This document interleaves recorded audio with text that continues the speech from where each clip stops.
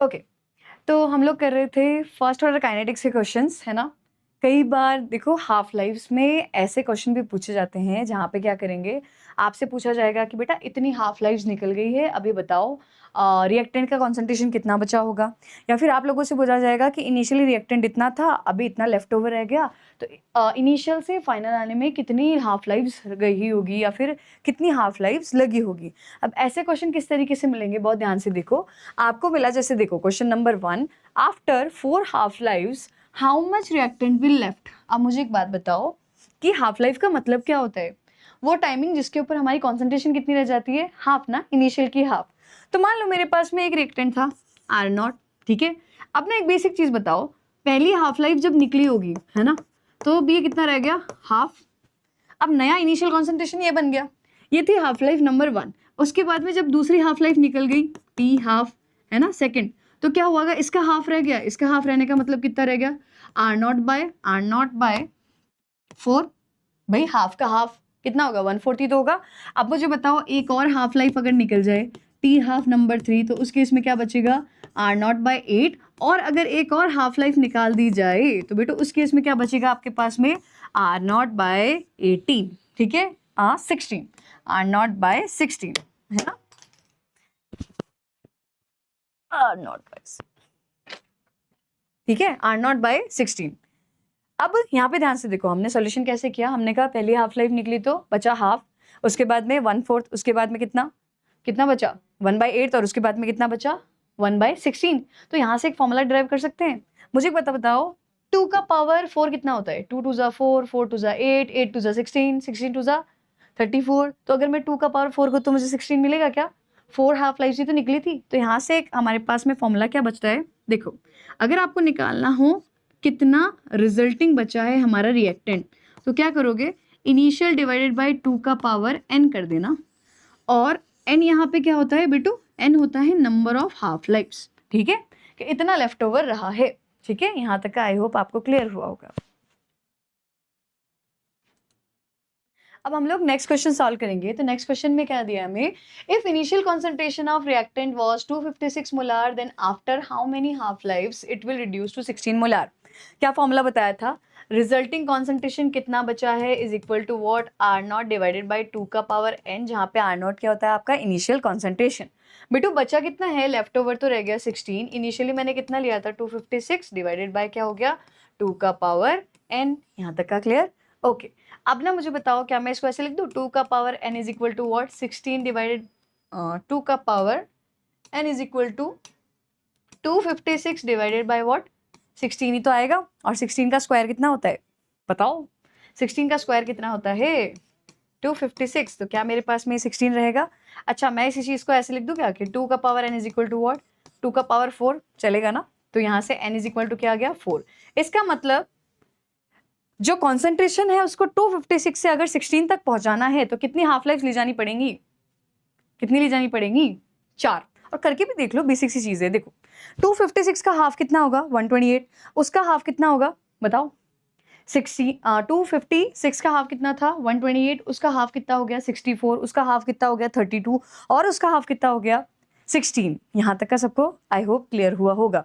ठीक है, तो एक ये टाइप के क्वेश्चन और एक ये टाइप के क्वेश्चन कई बार पूछे जाते हैं। ठीक है, चलो आगे बढ़ते हैं।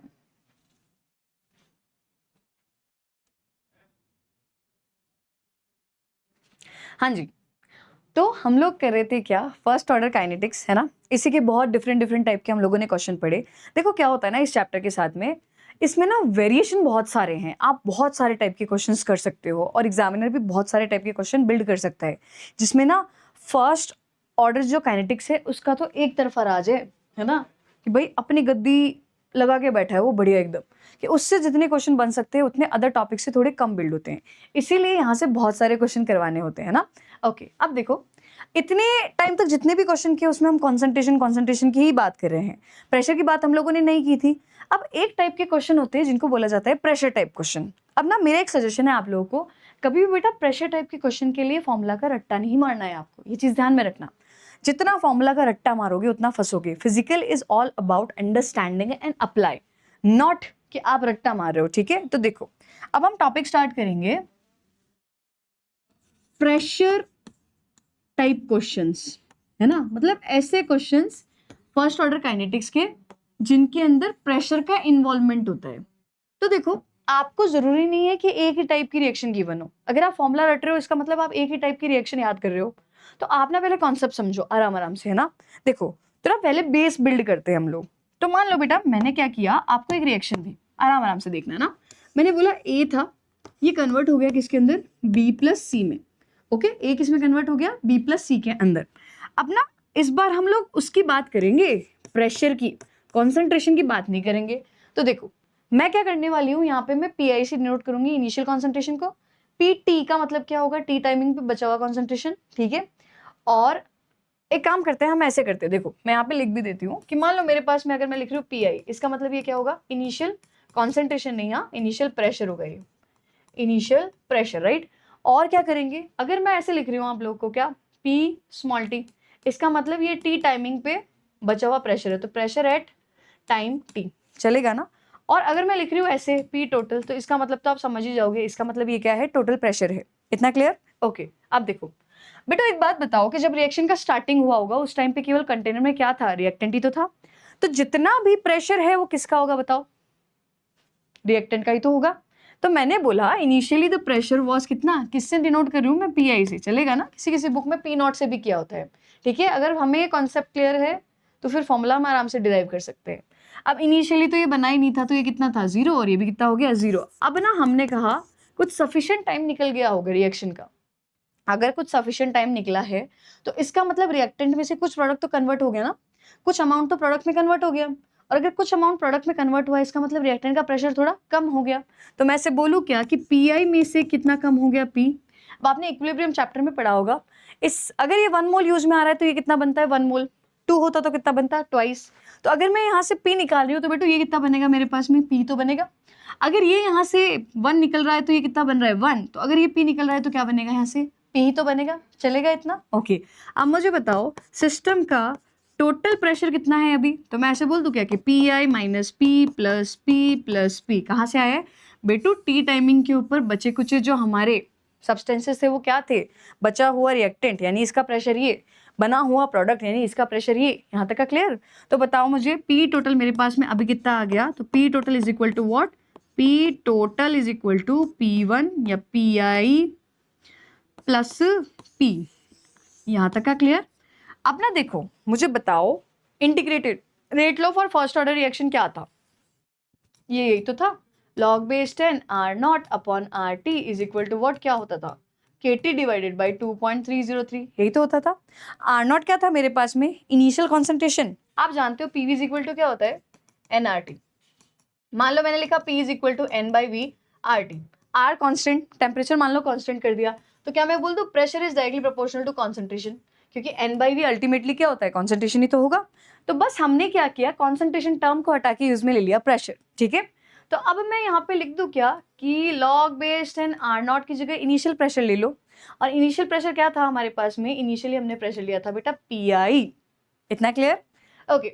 आर टी का मतलब क्या हो गया, टी टाइमिंग पे बचा हुआ प्रेशर, तो ये क्या हो गया, P I minus P is equal to what, K T divided by 2.303। I hope यहाँ तक सबको क्लियर हुआ होगा।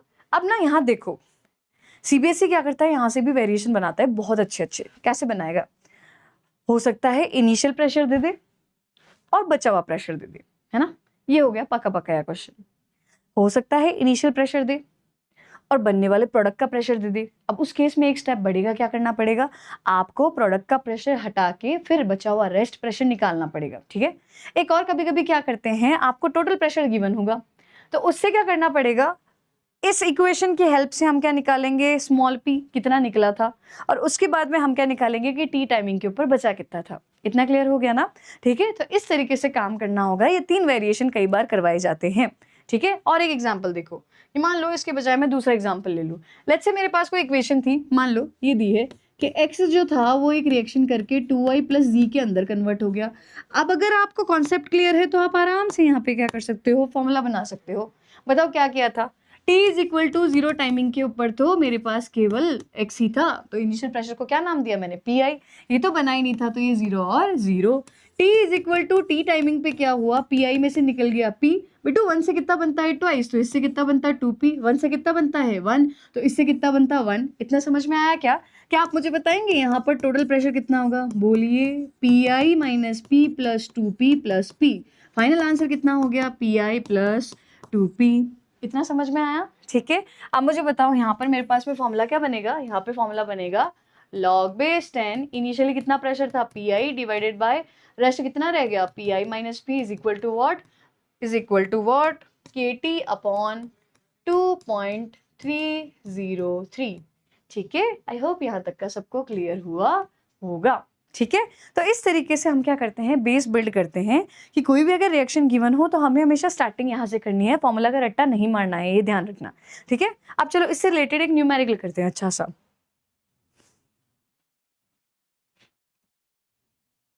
ओके, तो बच्चों हम लोगों ने सीख लिया कि प्रेशर वाले क्वेश्चंस में बेस कैसे प्रिपेयर करेंगे, राइट। अब ना देखो एक क्वेश्चन है इसी चीज के ऊपर बेस्ड, वो वाला क्वेश्चन करेंगे, राइट।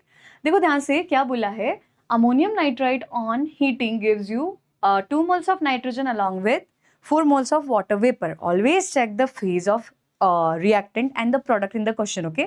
अब इन्होंने बोला है स्टार्टिंग में जब टाइम 0 था उस टाइम पे मेरे पास में प्रेशर कितना है 0.8 और 200 सेकेंड्स, ये टाइमिंग सेकेंड्स में गिवन है, राइट। सेकेंड्स के बाद में कितना हो गया ये 0.92। ओके, अब आपसे पूछा है कि बताइए रेट कांस्टेंट का वैल्यू क्या होगा। अब बेटो ऐसे क्वेश्चन को कैसे सॉल्व करोगे? ठीक है, हमारा बेस अगेन बहुत स्ट्रांग होना चाहिए। क्या करेंगे, मैंने बोला कि मेरे पास में क्या था, यही रिएक्शन थी ना, लिख दो इसको 2 moles ऑफ अमोनियम नाइट्राइट, ये था गैसियस, इसको जब हमने हीट किया तो ये कन्वर्ट हुआ 2 moles ऑफ नाइट्रोजन और साथ में क्या दिया 4 moles of water, gaseous form में थे।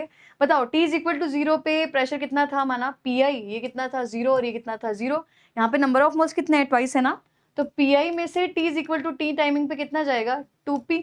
बेटा 2 से कितना बनता है 2, तो 2p से कितना बनेगा 2p, 2 से कितना बनता है 4 यानी कि डबल, तो 2p से कितना बनेगा 4p। तो बच्चे बताओगे क्या p टोटल कितना हो गया? p टोटल हमारे पास में हो गया इन सब का सम, और जब हम इसका सम करेंगे तो बेटू बताओ क्या मेरे पास में ये वाली चीज आएगी क्या? यहाँ तक का क्लियर? अब ना देखो बेटा इनिशियली तो कंटेनर में केवल रिएक्टेंट ही था, और अगर रिएक्टेंट था तो सारा का सारा प्रेशर किसका है? रिएक्टेंट का ही तो होगा। तो क्या मुझे इनिशियल प्रेशर मिल गया, कितना है 0.80। ओके, उसके बाद में देखो टोटल कितना प्रेशर हो गया 200 सेकंड के बाद में 0.92, तो इसको मैंने यहाँ पे लिख दिया तो ये हो गया 0.92। तो बताइए 4p इज इक्वल टू कितना होगा, माइनस करेंगे तो 0.12, और प्रेशर कितना हो गया मेरे पास में 0.03 atm, बट ये तो p का वैल्यू आया है। बेसिक गड़बड़ बच्चे यही करते हैं, उन्हें लगता है कि यही पुट करना है टी टाइमिंग पे बचा हुआ, इसलिए मैं बोलती हूँ रीड द क्वेश्चन केयरफुली। बताओ इक्वेशन क्या थी, log base 10 initial pressure divided by T timing पे बचा हुआ प्रेशर, बचा हुआ कितना था P I minus 2p is equal to K T upon 2.303, यही तो होगा। ओके, log बेस 10 बताओ इनिशियल प्रेशर कितना है मेरे पास में 0.80 डिवाइडेड बाय बचा कितना 0.80 माइनस टी का वैल्यू क्या है 0.03 ना। Okay, is equal to K T तो मुझे दिया है 200 सेकेंड डिवाइडेड बाय क्या हो गया बेटा 2.303, चलेगा। ओके देखो 2 3 6 और 0.80 में से 0.06 जाएगा तो कितना आएगा 0.74, तो log base 10 0.80 divided by 0.74 is equal to K into 200 divided by 2.303, इतना चलेगा। पॉइंट से पॉइंट कैंसिल। देखो क्वेश्चन में हमें ये दिया था कितना हो गया इसका value 0.0338 multiply by 2.303 divided by कितना हो गया बेटा 200 इज इक्वल टू व्हाट के। आई होप यहाँ तक का सबको क्लियर हुआ होगा। ठीक है, और जब आप इसको सॉल्व करोगे तो आपको फाइनल आंसर मिलेगा 3। जब आप इसको सॉल्व करोगे, ठीक है,